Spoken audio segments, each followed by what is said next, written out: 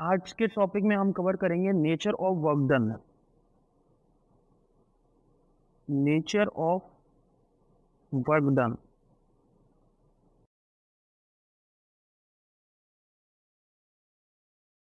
जो वर्क का नेचर होता है वो तीन तरीके का होता है। पहला होता है पॉजिटिव वर्क। Positive work. दूसरा होता है जीरो वर्क। और तीसरा होता है नेगेटिव वर्क। सबसे पहले अपन कवर करेंगे पॉजिटिव वर्क को। पॉजिटिव वर्क के लिए क्या है, मैं लास्ट टाइम अपने लेक्चर में ड्राइव कर चुका हूँ कि work done is equals to होता है फोर्स इनटू डिस्प्लेसमेंट। अगर मान के चलो कि मेरे पास एक ऑब्जेक्ट है, इस ऑब्जेक्ट पर अगर मैं इंक्लाइंड फोर्स लगा रहा हूँ, तो अगर मैंने इंक्लाइंड फोर्स लगाया तो इस फोर्स के दो कंपोनेंट होते हैं, एक होता है इसका कॉस कंपोनेंट, एक होता है इसका साइन कंपोनेंट।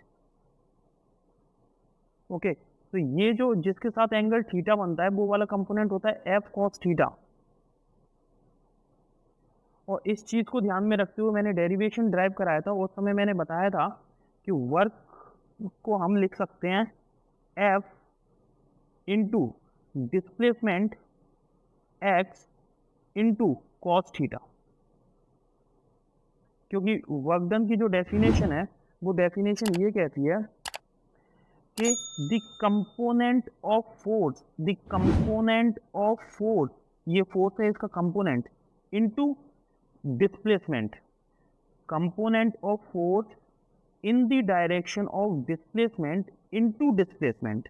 ओके, तो कंपोनेंट ऑफ फोर्स अपने पास कितना है, F cos theta, in the direction of displacement, displacement कितना है, मान के चलो यहाँ से ये ऑब्जेक्ट मूव किया और यहाँ तक मूव किया तो ये एक्स मूव कर गया, इसलिए मैंने इसे माना एक्स है। ओके, यहाँ तक अपन लास्ट लेक्चर में कवर कर चुके थे। नाउ अब सबसे पहला पार्ट मैं कवर कर रहा हूँ, that is a positive work. Positive work कब होगा, इस वर्क को जरा ध्यान से देखो। अगर मैं बोल रहा हूँ इसे F x into cos theta, तो ये पॉजिटिव होगा जब इस थीटा की वैल्यू लेस देन 90 डिग्री होगी, क्योंकि ये कॉस कंपोनेंट है।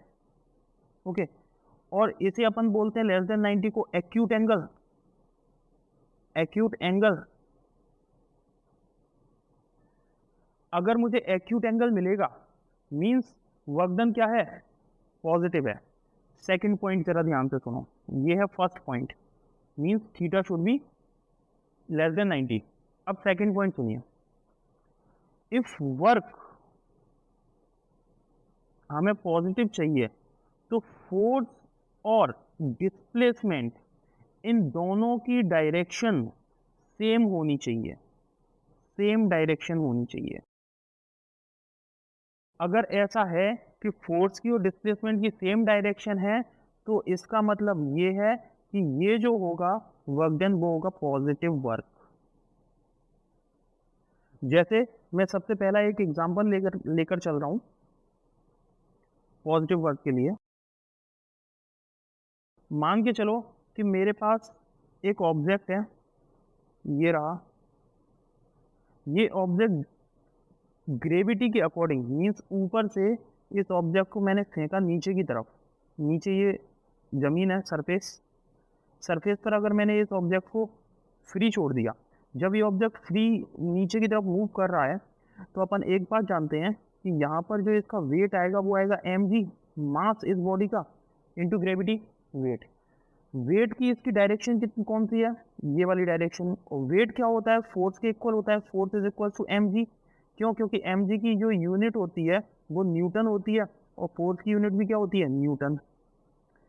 तो इस बॉडी का वेट डाउनवर्ड एक्ट कर रहा है और इसका डिस्प्लेसमेंट भी डाउनवर्ड है, मींस ये बॉडी मूव होकर भी डाउनवर्ड डायरेक्शन में ही आएगी और इसका वेट भी डाउनवर्ड डायरेक्शन में ही लग रहा है, इसलिए ये जो वर्क डन है that is a positive work.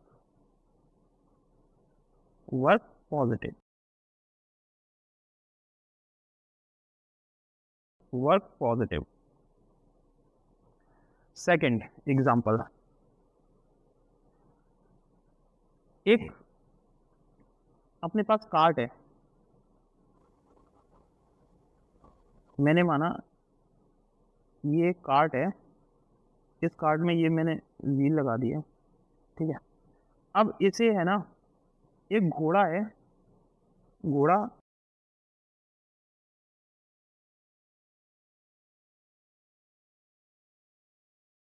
ये घोड़ा इसे खींच रहा है। अगर ये घोड़ा इसे खींच रहा है मीन्स इस बॉडी पर जो फोर्स लगेगा वो इस डायरेक्शन में होगा और डिस्प्लेसमेंट भी इसी डायरेक्शन में होगा।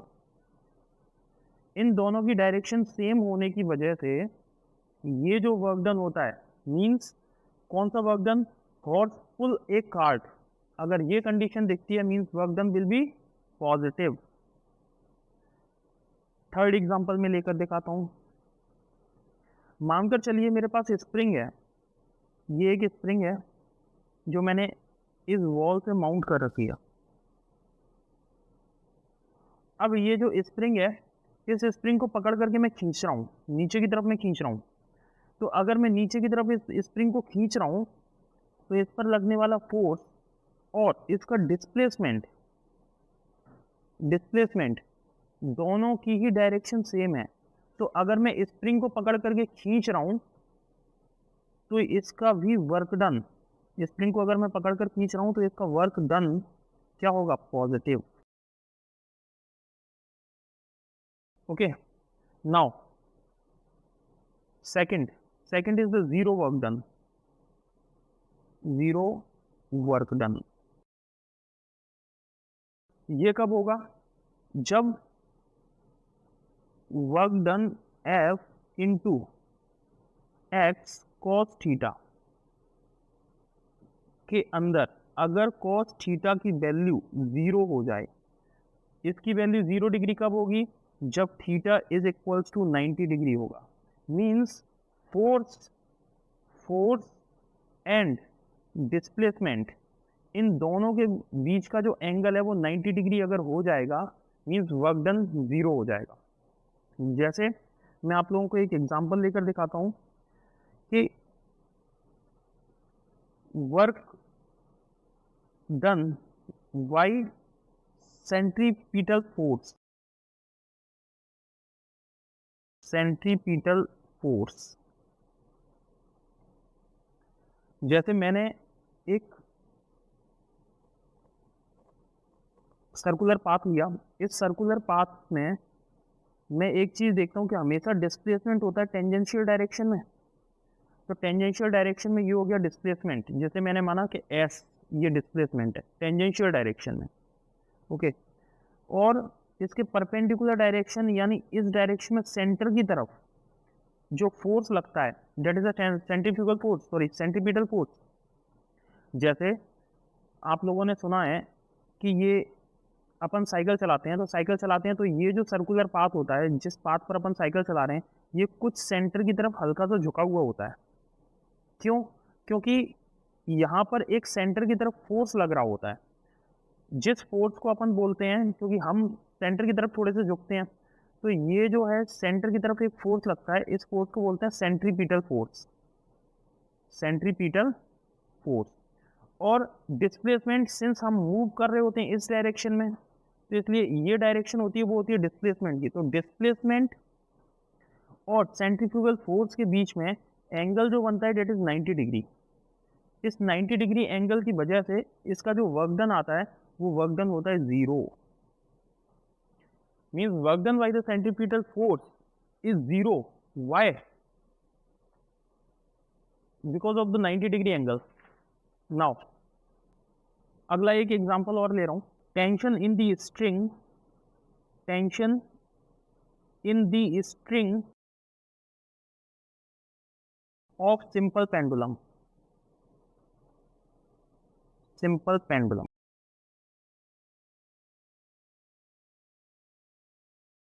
मैंने एक पेंडुलम लिया, ये पेंडुलम हैंग कर रहा है, ये मैंने पेंडुलम लिया।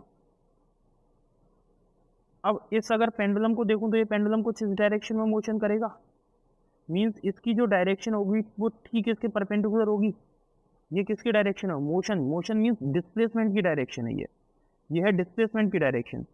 डिस्प्लेसमेंट को कभी मैं एस से शो करा देता हूँ, कभी एक्स से, तो फिर कभी डी से, तो इसमें कंफ्यूज मत होना, तीनों ही एक ही चीज़ है। और इसका ये जो टेंशन है, टेंशन वायर में कुछ ऊपर की तरफ आएगी, क्योंकि इसका वेट नीचे की तरफ है, इसलिए इसमें टेंशन ऊपर की तरफ आएगी, मैंने माना टेंशन टी है। और इसका डिस्प्लेसमेंट इस डायरेक्शन में लगेगा, क्योंकि इसके टेंजेंशियल डायरेक्शन में।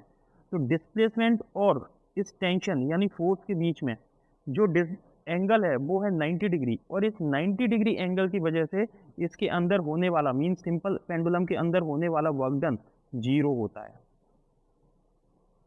ओके, नाउ अब मैं बताता हूं नेगेटिव वर्क क्या होता है। नेगेटिव वर्क, हम लोग जानते हैं कि वर्क डन जो डिफाइन है वो है F into x into cos theta. अगर यहां पर मैंने कॉस थीटा की वैल्यू 90 डिग्री से एबव ले ली, 90 डिग्री से एबव, और 180 डिग्री से मैंने लेस ले ली, जो एफ की वैल्यू है, मतलब थीटा की वैल्यू है, वो मैंने 90 डिग्री से एबव ले ली और 180 डिग्री से बिलो ले ली, या फिर 180 डिग्री भी ले लो, तो ये जो एंगल है, ये एंगल कितना हो जाता है? ये एंगल अपन को देता है ऑब्ट्यूज एंगल। और ऑब्ट्यूज एंगल के केस में जो वर्क डन होता है वो वर्क डन हो जाता है नेगेटिव। ओके, क्योंकि थीटा की वैल्यू नेगेटिव आती है, क्योंकि थीटा की वैल्यू नेगेटिव आती है। जैसे मैं एक एग्जांपल देता हूं, एग्जांपल है work done by friction. Work done by friction, एक बॉडी है, ये बॉडी मूव कर रही है इस डायरेक्शन में। अगर ये बॉडी इस डायरेक्शन में मूव कर रही है, मीन्स डिस्प्लेसमेंट इसका किस डायरेक्शन में? इस राइटवर्ड डायरेक्शन में। और इस पर लगने वाला जो फ्रिक्शन फोर्स है वो फ्रिक्शन फोर्स अपोजिट डायरेक्शन में आएगा। तो अपोजिट डायरेक्शन में फ्रिक्शन है, जबकि ये मूव कर रही है राइटवर्ड डायरेक्शन में, तो क्या फोर्स और डिस्प्लेसमेंट के बीच में जो एंगल बनेगा डेट इज 180 डिग्री। अगर ये 180 डिग्री है तो 180 डिग्री यानी cos 180 डिग्री की वैल्यू कितनी होती है? -1। तो क्या इस केस में जो वर्क डन आएगा वो वर्क डन कौन सा आएगा? Negative work done. Okay, second में एग्जांपल और लेता हूं। Work done by braking force. एक रोड पर गाड़ी मूव कर रही है, अगर गाड़ी मूव कर रही है तो गाड़ी की डायरेक्शन ये होगी, व्हील इस डायरेक्शन में रोटेट हो रहा होगा, तभी ये बॉडी इस साइड मूव कर रही है गाड़ी। अचानक से मैंने क्या किया, इस पर फ्रिक्शन फोर्स मीन्स इस पर मैंने ब्रेक लगा दी। जैसे ही मैंने इस पर ब्रेक लगाई तो ये ब्रेक क्या करेगा? ब्रेक इसे अपोजिट डायरेक्शन में, मीन्स ये अगर इस डायरेक्शन में मूव कर रही है तो इसके अपोजिट डायरेक्शन में फोर्स लगाएगा, जिससे ये बॉडी जो मूव कर रही है, आगे की तरफ मूव कर रही है, वो धीरे धीरे रुक जाए, धीरे धीरे रुक जाए। तो इसे स्टॉप करने के लिए, ये जो व्हील रोटेट हो रहा है और आगे बढ़ रहा है, इसे स्टॉप करने के लिए मैंने ब्रेक लगाई। तो ब्रेक जब मैं लगाऊंगा तो इसके अपोजिट डायरेक्शन में फोर्स लगेगा, और अपोजिट डायरेक्शन में अगर फोर्स लगा तो ये जो ब्रेक है, ब्रेक ने सपोज इस डायरेक्शन में फोर्स लगाया तो बॉडी का मोशन रुक जाएगा। मीन्स बॉडी इस डायरेक्शन में मूव कर रही है और ब्रेकिंग फोर्स लग रहा है इस डायरेक्शन में, मीन्स दोनों के बीच में अपोजिट एंगल बन रहा है, that angle is the 180 degree. इसीलिए बॉडी का जो वर्क डन होता है वो work done due to braking 0 होता है, sorry, work done of the body due to braking negative होता है। ओके, मीन्स आज हमने पढ़ा nature of the work done, nature of work done.